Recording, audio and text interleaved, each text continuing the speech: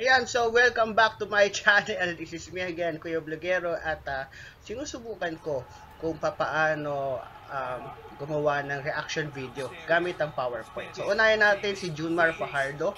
Ayan, ito yung kanyang first game sa FIBA World Cup in 2023.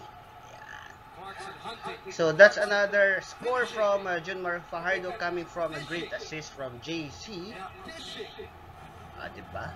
Sobrang ganda ng pagkakadish niya kay Junmar Fajardo. And si Junmar Fajardo, very simple lang siya gumalaw pero very efficient.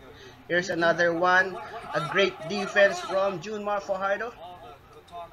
Ito naman yung team up niya with Scottie Thompson. Ayan. So great assist by Scottie Thompson. And here's another one. As you can see, no, Junmar, pwede mo i-team up kahit kanino. Ayan. So magkalaban sa PBA yan, pero sobrang ganda ng chemistry nila.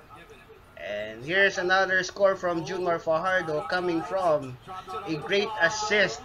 Diba? Pangatlo na yan from Scottie Thompson.